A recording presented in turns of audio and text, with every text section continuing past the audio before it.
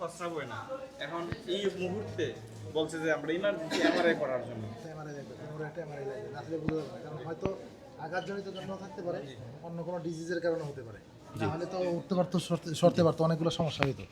ইয়ে করা দরকার একটা, হ্যাঁ একটা এমআরআই করা দরকার। মানে আমাদের কনসালটেন্ট তো লিখে দিচ্ছে, হ্যাঁ একটু বললে নেই, একটা কনসালটেন্ট লিখে দিচ্ছে। আমার মনে হয় যে একটা মাধবপুরের ইমরুল হাসান জাহাঙ্গীর ভাই মানবিক ডাক্তার, এবং আমাদের সর্বোচ্চ আমরা সবসময় আমরা বিপদের বন্ধু মনে করি, এবং আজকে অরিনকোলার এই মেয়েটিকে বাঁচানোর জন্য আমরা যেভাবে আসতে আমি মনে করি ইমরুল হাসান জাহাঙ্গীর ভাই ঠিক তেমনি ভাবে আমাদের পাশে থাকবেন, এবং অবশ্যই এটা শেষ আমরা দেখতে চাই ইমরুল ভাইয়ের মাধ্যমে। আমরা ভাইয়ের ব্যক্তিগত এবং প্রাতিষ্ঠানিক সহযোগিতা অবশ্যই আমাদের দিক থেকে যতটুকু সহযোগিতা দরকার আমরা সর্বোচ্চ সহযোগিতা করব, এবং ব্যক্তিগত উদ্যোগ লাগবে।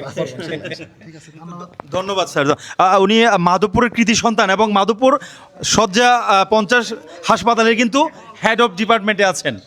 ঠিক আছে, আজকে ওনার মতো মানবিক স্যার পেয়েছি আমরা। আমরা বিশ্বাস করি হতদরিদ্র গরিব পরিবার কখনো আর বিনা চিকিৎসায় মরবে না, ইনশাল্লাহ আমরা আছি সর্ব অবস্থায়। Thank you so much sir, আপনার বি কাইন্ড থিঙ্কিং আমরা সবসময় মনে রাখবো, আপনাকে পাবো আমরা ইনশাল্লাহ।